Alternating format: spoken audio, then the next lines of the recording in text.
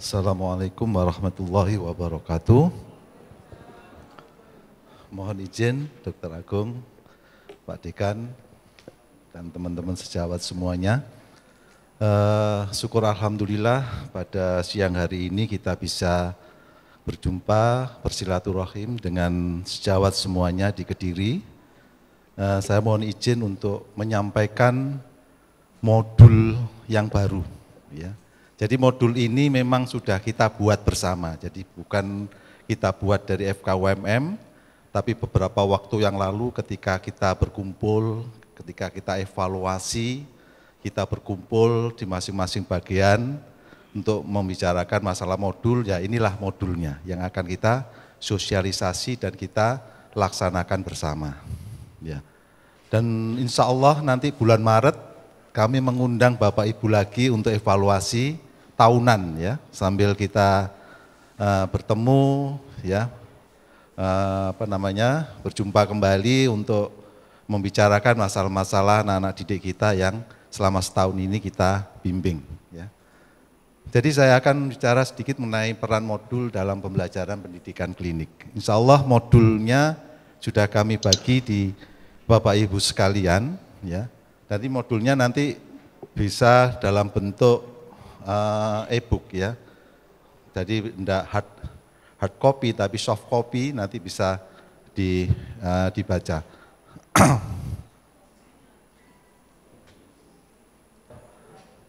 Terus, jadi modul itu adalah merupakan bagian dari bahan ajar untuk suatu mata kuliah yang ditulis oleh dosen mata kuliah tersebut, mengikuti kaidah tulisan ilmiah dan disebarluaskan pada peserta kuliah ya. Jadi ini adalah bahan ajar yang kita buat bersama ya, dari FKUMM maupun dari seluruh pengajar dari rumah pendidikan ya. Jadi kalau masuk kurikulum, maka modul ini adalah masuk dalam kurikulum mikro dari fakultas. Slide. Ya. Jadi peran modul dalam kurikulum, kalau kita bicara tentang kurikulum, itu ada kurikulum makro, ada kurikulum meso, dan ada kurikulum mikro. Dan modul ini adalah pada kurikulum merupakan suatu panduan dalam kita mengajar anak-anak didik kita di rumah sakit. Terus slide.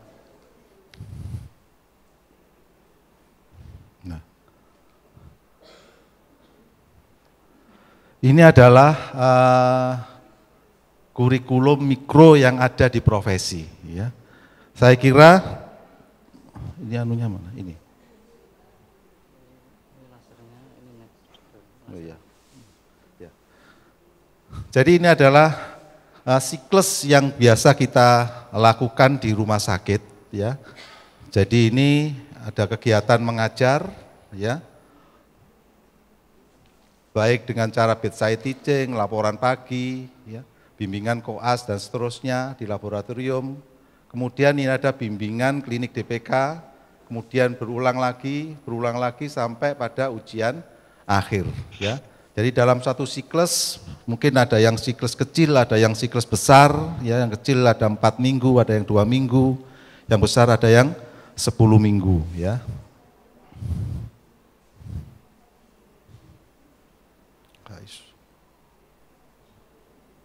Nah, jadi modul nanti ya itu terdiri dari topik 3. Yang kedua ada tujuan pembelajaran, ada cetak biru penilaian, jadi apa yang akan kita nilai nanti ada dalam modul tersebut.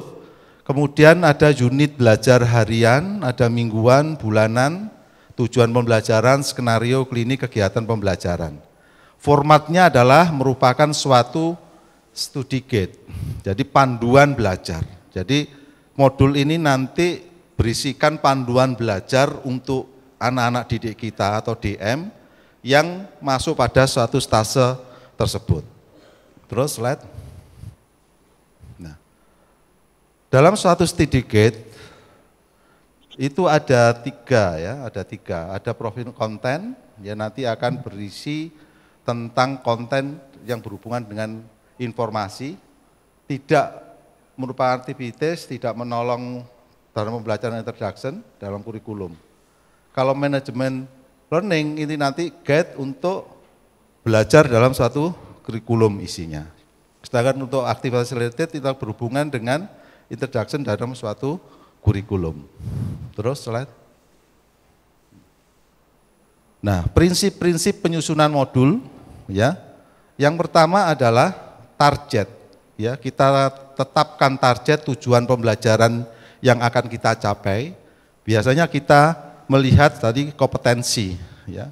Satu kompetensinya ini kompetensi 4, kompetensi 3, 2 dan seterusnya ya. Kemudian route of study. Jadi model pembelajaran apa yang akan kita gunakan untuk mencapai kompetensi tersebut. Kemudian kita assessment ya, model penilaiannya yang digunakan ya. Apa kita melakukan pre-test, post-test dan lain-lain. Terus informasi inti, core information, ya materi utama pembelajaran, topik pembelajaran yang terkait, ya key point or tip, kata kunci yang bisa dipakai mahasiswa untuk mencari atau memotivasi mahasiswa. Jadi dalam modul ini nanti ada kata-kata kunci belajar misalkan di neurologi itu harusnya apa? Misalkan ada berdasarkan masalah. Misalkan kalau di neurologi kita belajar akan kelumpuhan. Bagaimana kita belajar kelumpuhan itu? Apa yang harus kita pelajari? Ya, guidance-nya seperti apa? Kita harus baca buku apa? Ya, dan seterusnya. Terus education opportunities, ya bisa bervariasi kalau ini ya. Terus bisa juga readable information, referensi, daftar isi yang jelas, ringkasan, pertanyaan, simbol untuk mempermudah mahasiswa. Jadi mahasiswa nanti akan kita guide, kita arahkan ya cara belajarnya, ya cara belajarnya. Terus slide. Nah, isi modul atau study guide itu yang pertama nanti ada daftar isi, ya mungkin bisa dibuka di buku di depan Bapak Ibu sekalian ya untuk kemudian cara menggunakannya, ya cara menggunakan buku ini, modul ini seperti apa, terus tujuan pembelajarannya, blueprint penilaian, daftar kompetensi, study guide, dan daftar pustaka. Terus slide. Nah, kita coba ini kita buka memang modul neurologi. Isinya sama, cuman materinya aja berbeda. Ya, kalau neurologi kita buka buku ini, modul ini. Yang pertama adalah ada kata pengantar. Ya, kita bisa buka kata pengantar. Ya. Terus kemudian slide. Petunjuk penggunaan modul. Di sini akan kita uraikan bagaimana kita menggunakan modul ini. Ya, nanti mungkin kalau supaya cepat nanti bisa dibaca Bapak Ibu mungkin pada waktu senggang ya. Terus slide. Nah ini daftar isinya. Ya setelah itu ada daftar isi. Terus slide. Ada tujuan pembelajaran. Ya ada berapa banyak tujuan pembelajaran. Mungkin nanti di bagian yang lain tujuan pembelajarannya sesuai dengan bagian masing-masing. Terus slide. Terus. Ya. Kemudian cetak guru penilaian. Jadi apa saja yang kita nilai pada mahasiswa. Jenis penilaiannya, metode penilaiannya untuk mencapai pencapaian kompetensi berdasarkan logbook. Ya. Jadi nanti kita terangkan di logbook juga sudah ada cetak biru penilaiannya. Jadi kita nanti kalau kita sudah bisa menggunakan logbook, kita bisa menilai di logbook itu. Dan mudah-mudahan nanti setiap anak-anak kita sudah ujian, kita sudah memberikan nilai dan nilainya akan terinput di FKUMM. Jadi enggak repot lagi ngumpulkan nilai, ya. Tujuan kita seperti itu, ya. Mungkin nanti adalah tutorial klinik, ya. Referensi kasus, ya, observasi langsung, mini CX, DOPS dan lain-lain, jurnal reading, pakai OSCE maupun OSLER, ya. Nanti di buku itu sudah dijelaskan ya, apa itu OSLER, apa itu OSCE, apa itu mini CX, bagaimana melaksanakannya dan lain sebagainya. Jadi akan bisa kita baca di modul tersebut. Terus slide. Nah ini ya keterangan-keterangan tentang pencapaian kompetensi nanti bisa kita baca. Terus case big discussion tutorial klinik itu seperti apa ya. Terus slide. Ya, refleksi kasus, ya kita merefleksikan kasus yang sudah ada, ya bagaimana kita merefleksikan bagaimana caranya, nanti bisa kita baca di sini. Terus slide. Bedside teaching, ya kita memberikan pendidikan, penilaian pada mahasiswa ketika kita melakukan misalkan visite, ya sambil melakukan bedside teaching, ya. Terus slide.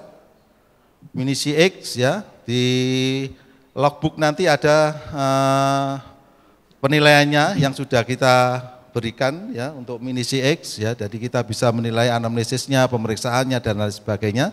Terus slide. Manajemen kasus, ya tujuannya seperti apa, ya Osler itu gimana caranya. Biasanya Osler kita lakukan ketika kita melakukan ujian pada akhir stase, ya kita menggunakan Osler, ya. Terus slide. Nah OSCE itu kita lakukan di FK. Jadi memang di akhir stase anak-anak kita DM, ya kita wajibkan untuk pulang untuk melakukan ujian OSCE di FK sambil pembekalan untuk masuk ke stase berikutnya sebagai persiapan, sehingga ketika masuk bagian yang baru anak-anak tidak tidak asing lah gitu ya. Jadi kita kasih pembekalan dulu. Terus yang berikutnya adalah jurnal reading, ya. Di dalam modul ini nanti juga ada yang namanya standar kompetensi, ya slide, ya daftar kompetensi klinik, ya. Jadi di sini nanti ada masalah, ya dan gejala, ada daftar penyakit, ya. Jadi daftar penyakit. Jadi masing-masing bagian, ya di buku modulnya nanti ada daftar masalah, 10 daftar masalah yang biasanya kita masukkan di situ untuk dipecahkan, untuk dikasih guide, ya bagaimana memecahkan satu masalah itu, ya. Nanti di neurologi itu ada 10, mungkin di penyakit dalam juga ada 10 bagaimana cara memecahkannya, ya. Terus slide. Jadi ini adalah standar kompetensi. Jadi kalau Bapak Ibu kompetensinya berapa sih nanti bisa dilihat pada modulnya, ya. Saya kira itu untuk sosialisasi modul, ya. Jadi mungkin ke depan, ya kita akan bersama-sama menggunakan satu modul, ya untuk pembelajaran anak-anak didik kita di masing-masing bagian di seluruh rumah sakit jejaring, ya. Saya kira itu apa yang bisa saya sampaikan, kurang lebihnya mohon maaf. Wassalamualaikum warahmatullahi wabarakatuh.